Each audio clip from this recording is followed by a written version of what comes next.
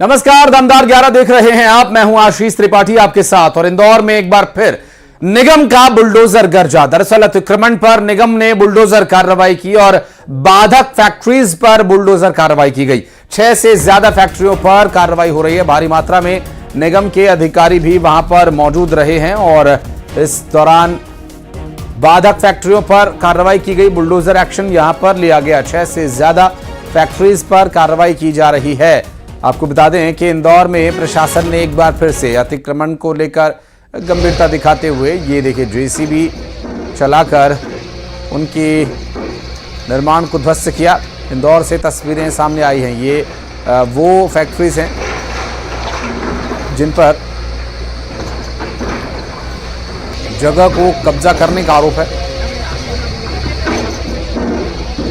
और इस दौरान ये प्रशासन का पीला पंजा चला और 6 से ज़्यादा फैक्ट्रीज पर कार्रवाई की गई। भारी मात्रा में निगम के अधिकारी यहां पर काफ़ी संख्या में माफ़ कीजिएगा पहुंचे हुए हैं और ये जो पूरा एक्शन है किस आधार पर लिया जा रहा है, क्या कुछ इसके पीछे वजह या नोटिस दिया गया था, बात करेंगे हमारे सहयोगी मिथिलेश गुप्ता से। मिथिलेश, ये जो फैक्ट्रीज पर कार्रवाई की जा रही है, क्या ये अवैध अतिक्रमण कर बनाई गई हैं या कुछ और भी कारण है इसके पीछे? देखिए, नगर निगम की तरफ से कहा गया है कि जो फैक्ट्री को जितना हिस्सा दिया गया था, जितनी उनकी जगह थी, उससे ज्यादा कंस्ट्रक्शन किया गया, उससे ज्यादा निर्माण कर लिया गया। तो जिन जगह पे अवैध निर्माण किया गया उसको हटाने की कार्रवाई की जा रही। लेकिन ये फैक्ट्री पे कार्रवाई चल रही है तो स्वाभाविक सी बात है कि आसपास के जो उद्योगपति हैं, जो फैक्ट्री के मालिक हैं, उनसे कहीं न कहीं नगर निगम का विवाद होना भी लाजमी था। इस वक्त में जहां नगर निगम के कर्मचारी अधिकारी मौजूद है तो वहीं अब उद्योगपति भी पहुंच चुके हैं और उद्योगपति उन फैक्ट्री मालिकों के समर्थन पहुंचे जिनके यहाँ ये कार्रवाई हो रही है। और इस बात से विरोध किया जा रहा है कि पहले जब नोटिस दिया गया था तो उसका वक्त कितना दिया गया था, नोटिस के अंदर किन चीजों का जिक्र किया गया था, क्या इसका डिटेल में नगर निगम कर्मचारी जानकारी देंगे, क्या सीधा कार्रवाई कर दी जाएगी। और इसके अलावा फैक्ट्री मालिक और उद्योगपति जो पूरी संस्था बनी हुई है AIMP के और उसके नगर निगम के अधिकारी, इस वक्त इनके बीच में काफी कहासुनी भी चल रही है।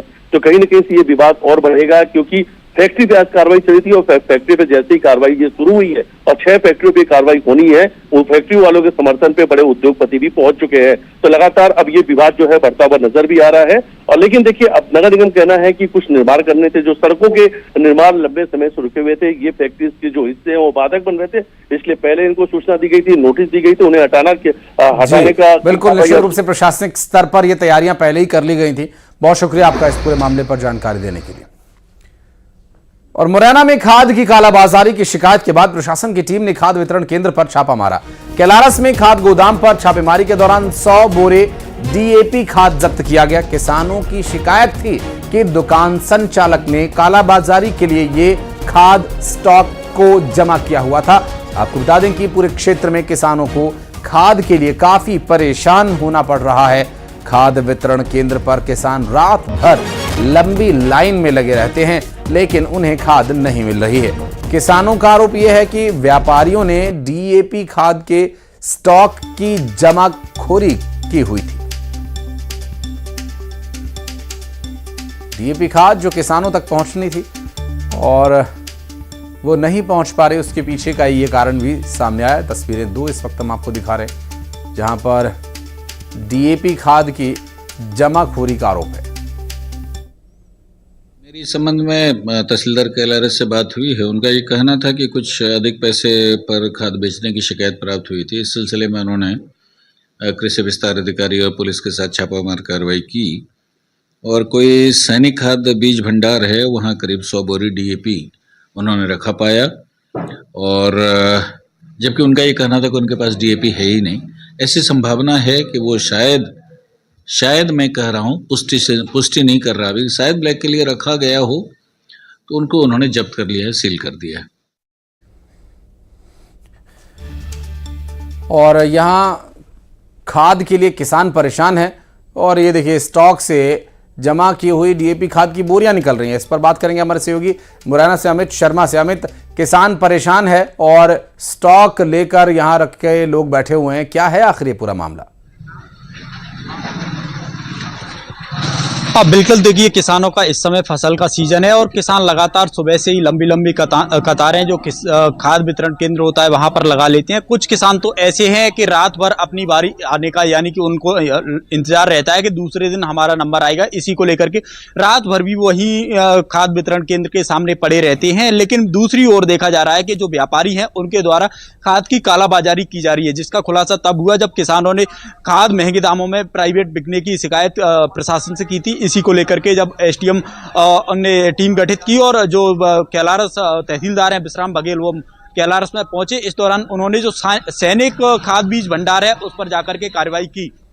बताया जा रहा है कि 20 से 25 एक कट्टे पर महंगे दामों में खाद बेचा जा रहा था। उसके बाद प्रशासन की टीम ने पूछा था कि आपके पास डीएपी खाद है कि नहीं है। इस दौरान जो खाद बीज भंडार के संचालक थे उन्होंने साफ मना कर दिया कि मेरे पास खाद का बिल्कुल भी दाना नहीं है। इस बात को लेकर के जब किसानों से क्रॉस किया गया तो किसानों ने खुद बताया था कि डीएपी खाद का गोदाम इधर है। उसमें जाकर के जब तहसीलदार ने देखा तो जिस गोदाम में किसानों ने बताया था वो गोदाम जो खाद बीज भंडार सैनिक खाद बीज भंडार है उनके संचालक का निकला था। उस गोदाम से 100 बोरे जो ब्लैक में खाद रख रखा था वो भी पुलिस ने और प्रशासन की टीम ने जब्त करने की कार्रवाई की है। इस कार्रवाई को लेकर के जो खाद की कालाबाजारी कर रहे थे उन सभी में हड़कंप मच गया है। फिलहाल प्रशासन का दावा है कि अन्य भी ऐसे हो सकते हैं जो कालाबाजारी कर रखी हो, उनके खिलाफ भी कार्रवाई कर रहे हैं। लेकिन दूसरी बात यह है कि अब जो किसान है वो लगातार खाद के लिए भटक रहे हैं और एक और देखा जा रहा है कि ये खाद की कालाबाजारी चल रही है। तो ये कहीं ना कहीं अब किसानों के लिए तो समस्या खड़ी कर ही रहे हैं व्यापारी,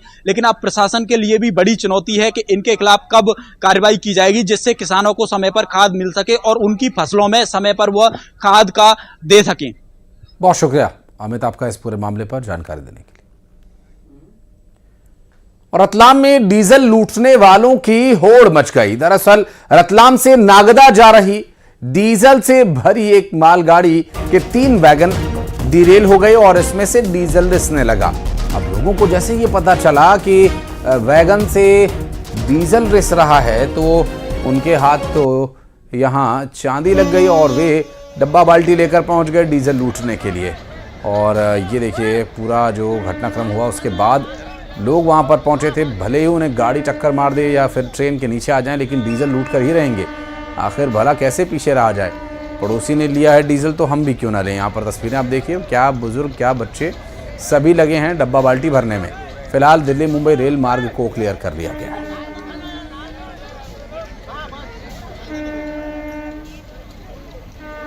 रतलाम का वही दिल्ली मुंबई रेलवे ट्रैक है जो अब पूरी तरह से क्लियर हुआ है। देर रात जो है 3 वैगन जो है पेट्रोलियम पदार्थ से भरी हुई मालगाड़ी की वो डिरेल हुए थे। ये मैं आपको दिखाता हूँ लाइव तस्वीरें। यहाँ पे अभी जो है ओवरहेड इलेक्ट्रिसिटी है उसका यहाँ पे काम लगातार जारी है। 200 से ज्यादा जो रेलवे कर्मचारी है अधिकारी है वो रात से ही यहाँ पे युद्ध स्तर पर लगे हुए थे। चूंकि मेन ट्रैक है, डाउन लाइन यहाँ पे जो है वो पूरी तरह से प्रभावित हुई थी, बंद थी। लेकिन सबसे अच्छी बात ये रही कि अप लाइन से ट्रेनों का परिवहन यहाँ पर लगातार किया जा रहा है। और ये देखिए सीधी तस्वीरें आपको, जो इलेक्ट्रिक पोल है वो पूरी तरह से यहाँ पे क्षतिग्रस्त हुआ था। कुछ स्लीपर भी यहाँ पे डैमेज हुए थे, लेकिन अब जो है फाइनल स्टेज में इस काम को किया जा रहा है। 2 से 3 जो ओएटी है उसको यहाँ पे सही किया जा रहा है। तो अब कुछ ही देर बाद उम्मीद यही की जा रही है कि जो ट्रैक है वो क्लियर हो जाएगा। उसके बाद जो है आवागमन इस ट्रैक पर से शुरू किया जाएगा। और बढ़ते आगे, बुरहानपुर रेलवे ट्रैक पर डेटोनेटर प्लांट करने के मामले में बड़ा खुलासा यह हुआ कि 3 दिन की रिमांड के बाद आरोपी साबिर जेल पहुंच गया। दरअसल साथी को फंसाने के लिए साबिर ने डेटोनेटर चोरी किए थे। साबिर को 3 बार रिमांड पर भेजा गया। वहीं आईबी, एनआईए, एटीएस और रेलवे की टीम जांच में जुटी हुई है। और बता दें कि ट्रैक पर ट्रेन और मालगाड़ी को खतरे से आगाह करने के लिए डेटोनेटर्स का इस्तेमाल किया जाता है। और अब खंडवा से बुरहानपुर और भुसावल तक सुरक्षा के मुद्दे पर फोकस बढ़ गया है।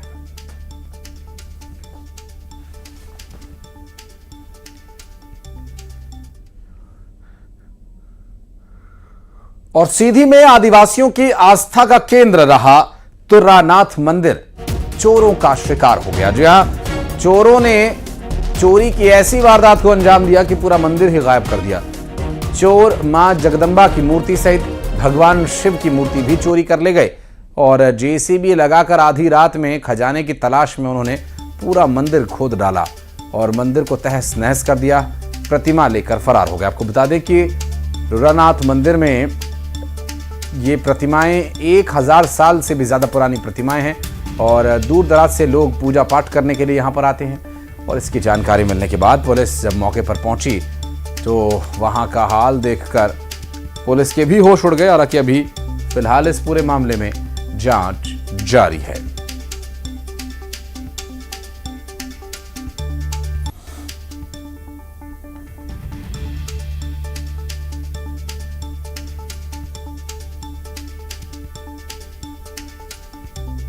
उन्होंने वहाँ जो क्षतिग्रस्त की है उस व्यक्ति का पता लगाना चाहिए और शासन प्रशासन मिलके जहाँ कहीं भी हो उस नादान को पकड़ा जाए, उससे बयान लिया जाए, उसको दंड दिया जाए। हम लोगों का धरोहर का रखरखाव प्रशासन शासन करे और पता लगाए, इसके लिए हम तैयार हैं, पब्लिक तैयार है। हम लोगों का कई क्षेत्रों का कई पंचायतों का धरोहर है हमारा, वो केदारनाथ बद्री है।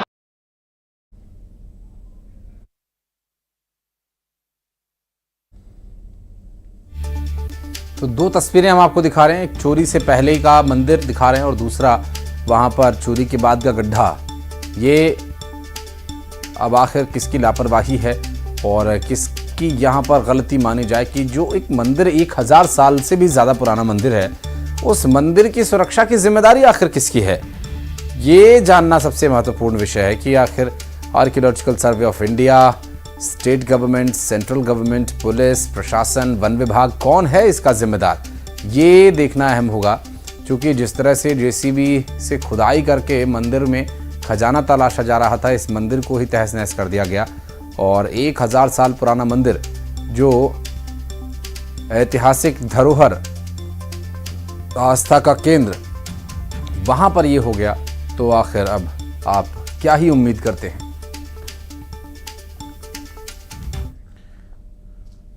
देश में हाईटेक अपराध अब जान ले रहा है। डिजिटल अरेस्ट के मामले तो कई सामने आए जिसमें लोगों ने अपने जीवन भर की पूंजी गंवा दी, लेकिन आगरा में जो डिजिटल अरेस्ट हुआ, एक महिला टीचर की यहां जान चली गई। पुलिस की वर्दी में बदमाशों ने टीचर को धमकी दी थी कि उसकी बेटी उनके कब्जे में है। यह रिपोर्ट देखिए और अब यह सोचिए है कि इस जानलेवा फ्रॉड के बारे में आखिर क्या विचार है।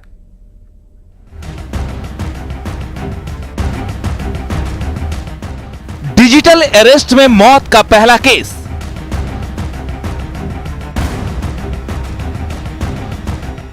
सेक्स रैकेट में बेटी के पकड़े जाने की धमकी।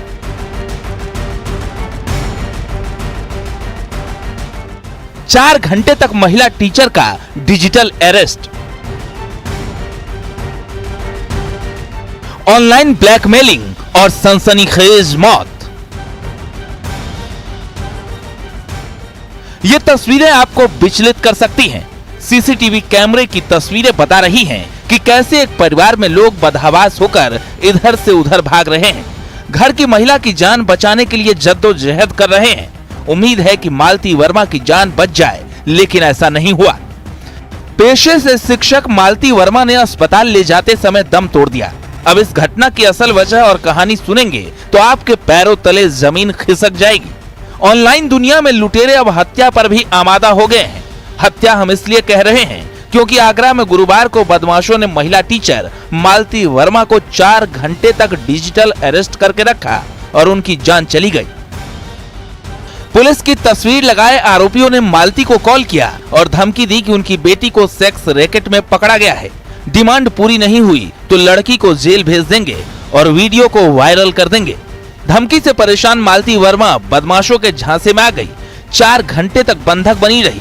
तबीयत बिगड़ी तो अस्पताल ले जाया गया, लेकिन तब तक बहुत देर हो चुकी थी। मालती वर्मा की सांसें थम गई थी। मम्मी ने तुरंत मुझे क्या कहते हैं फोन किया। फोन करने के बाद तो मैंने मम्मी से बोला कि मम्मी आप मुझे नंबर दो। मम्मी ने मुझे नंबर दिया। नंबर जैसे ही मैंने देखा वो +92 से था। मैंने मम्मी को फ़ोन करके बोला कि ये जो नंबर है ये फ्रॉड नंबर है, आप मम्मी वो मत करो। लेकिन एंजाइटी के कारण अगर किसी की बेटी के साथ अगर ऐसा कोई फ़ोन आया हो या कुछ भी हो तो उस माँ पे क्या बीतेगी, तो उनकी हालत वहाँ से ख़राब होना चालू हो गई। और मैंने उन्हें समझाया, फ़ोन किया कि मम्मी ऐसी कोई टेंशन नहीं है। मैंने फ़ोन पे बहन से भी बात करी, बहन भी अपने कॉलेज में थी, कोई ऐसी दिक्कत नहीं थी। डिप्रेशन में हृदय गति रुक जाने के कारण उनको ऐसे हॉस्पिटल लेके जाया जाता है जहाँ पे उनको डेड डिक्लेयर कर दिया जाता है। बाद में पुष्पांजलि हॉस्पिटल भी लेके जाते हैं जहाँ पे उनको डेड डिक्लेयर कर दिया जाता है। इसके बाद 1 तारीख को उनका क्रेमेशन कर दिया जाता है। और आज इनके पति के द्वारा हमें सूचना दी गई और जब पूछने पर यह भी पता चला कि इनका पोस्टमार्टम नहीं कराया गया है और पुलिस को कोई पहले सूचना नहीं दी गई थी। इन सभी को लेके तहरीर हमने ले ली है, इस पर पूरी जांच करा रहे हैं। जहां से नंबर आया सारी चीज़ों की हम लोग डिटेल्स निकालेंगे और इस पर आवश्यक कार्रवाई की जाएगी। ऑनलाइन लेन देन बढ़ रहा है तो लुटेरे भी ऑनलाइन एक्टिव हो गए हैं। आए दिन डिजिटल अरेस्ट की घटनाएं न सिर्फ आम लोगों के लिए मुसीबत बन रही हैं, बल्कि पढ़े लिखे और जानकार भी इसका शिकार हो रहे हैं। आगरा में हुई घटना ने सवाल खड़े कर दिए हैं कि क्या पुलिस और सरकारी एजेंसियों के पास ऐसी घटनाओं को रोकने का कोई सिस्टम है। फिलहाल आगरा के मामले में पुलिस ने एफआईआर दर्ज कर ली है और घटना की जांच शुरू कर दी है। डिजिटल अरेस्ट के दौरान देश में ये पहला मामला है कि किसी की मौत हुई हो। अब थाना पुलिस को तहरीर दी गई है। पुलिस अब पूरे मामले की जांच पड़ताल में जुट गई है। जिस नंबर से फोन कॉल आए थे उस नंबर को ट्रेस किया जा रहा है, सर्विलांस पर लगाए गए हैं। पुलिस का दावा है कि जल्द से जल्द पूरे मामले का खुलासा किया जाएगा। जो भी आरोपी होगा उसके खिलाफ कानूनी कार्रवाई की जाएगी। तामिर कुरैशी, न्यूज़ 18 आगरा। सीहोर में बिना रेलिंग वाले पुल से एक बुजुर्ग साइकिल सवार नीचे गिर गया। दरअसल गनीमत ये रही कि लोगों ने उसे गिरते हुए देख लिया और वक्त रहते तुरंत मदद का हाथ आगे बढ़ाया।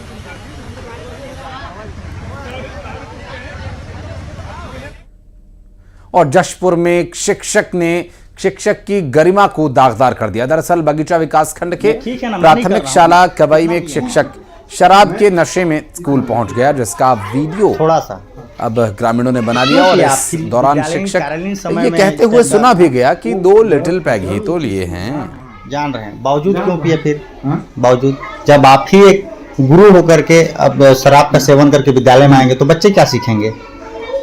इन लोग को वो चीज करे नहीं आया था ना। हाँ, फोन क्यों नहीं? मैडम पढ़ने के लिए फोन की। कौन मैडम फोन की? और यहाँ रुक रहा एक छोटे से ब्रेक के लिए। खबरों का सिलसिला आगे भी जारी है।